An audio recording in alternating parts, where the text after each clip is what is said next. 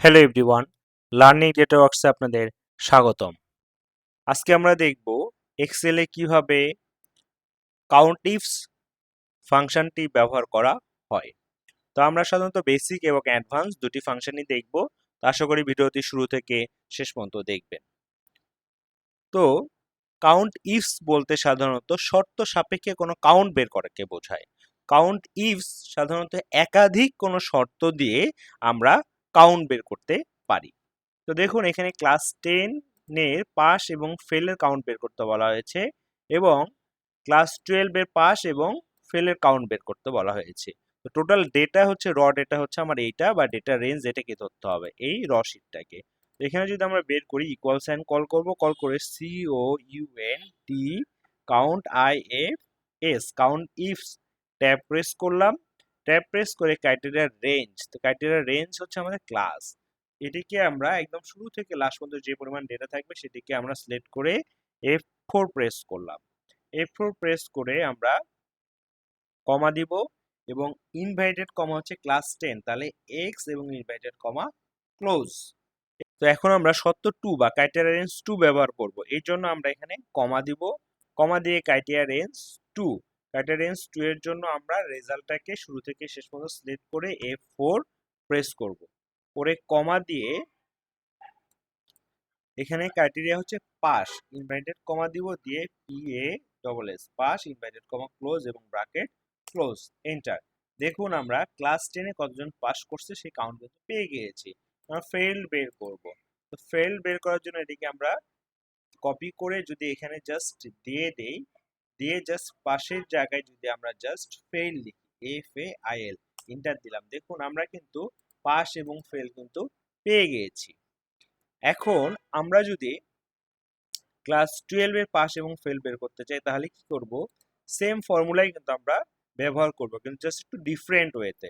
Different ওয়েতে কিভাবে, এই পাস এবং ফেলকে যদি আমরা আলাদা করে কোথাও কপি করে রাখি এবং ক্লাস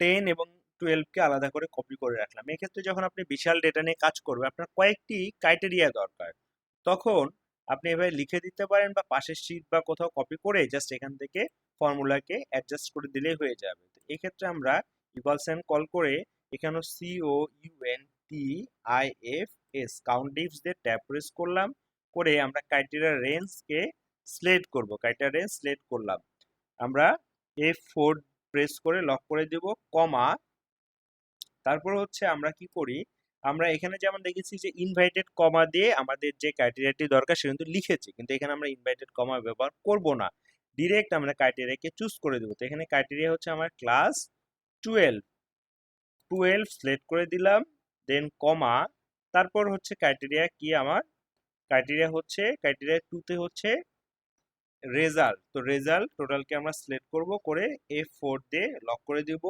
কমা, এখন কি আমাদের ক্রাইটেরিয়া 2 পাস অর ফেল, তো এখানে হচ্ছে পাস, তাহলে জাস্ট আমরা পাসকে সিলেক্ট করে দেবো। তো এখানে কিন্তু আমরা কোনো ইনভাইটেড কমা ব্যবহার করতেছি না, দিয়ে আমরা ব্র্যাকেট ক্লোজ করে ইন্টার দিয়ে দিলাম। দেখুন আমরা কিন্তু ক্লাস 12 এর পাস কয়জন সেটা কিন্তু পেয়ে গিয়েছি। এবং যখন এই ক্ষেত্রে যখন আপনি ডেটাটাকে ড্র্যাগ করবেন তখন একটু প্রবলেম হতে পারে, যেটা কিন্তু অ্যাকুরেট আসবে না। দেখুন এগুলো তো নেমে গিয়েছে, এই জন্য যেই ডেটাগুলোকে আমরা সিলেক্ট করে দিচ্ছি এখান থেকে L8 এটাকে F4 এবং K7 কেও আমরা F4 দিয়ে ডিরেক্ট লক করে দেব। তাহলে এই ধরনের ডেটার ক্ষেত্রে যদি কখনো আমরা ড্র্যাগ করি তাহলে কখনোই কিন্তু আমাদের ডেটা চেঞ্জ হবে না। এবং সেম এজ জাস্ট এই ডেটাকে আমরা কপি করে ফেলের এখানে পেস্ট করে দিলাম, দিয়ে আমাদের কি ছিল ক্লাস 12 এর কতজন ফেল, ফেল ছিল কি K7 এ ছিল পাস, তাহলে K8 এ হচ্ছে আমাদের ফেল সংখ্যা, তাহলে 7 এর জায়গায় জাস্ট আমরা দিয়ে দিব হচ্ছে 8, এন্টার দিয়ে দিলাম। দেখুন আমরা কিন্তু ফেল সংখ্যাও কিন্তু পেয়ে গেছি, ক্লাস 12 এ কয়জন ফেল। এইভাবে কিন্তু খুব সহজেই আমরা ইফস ফাংশনটি ব্যবহার করতে পারি। তো আশা করি ভিডিওটি আপনাদের ভালো লাগবে, ভালো লাগলে অবশ্যই লাইক, কমেন্ট এবং শেয়ার করবেন। ধন্যবাদ সবাইকে, দেখা হচ্ছে নতুন কোনো ভিডিওতে, সে পর্যন্ত ভালো থাকবেন, সুস্থ থাকবেন।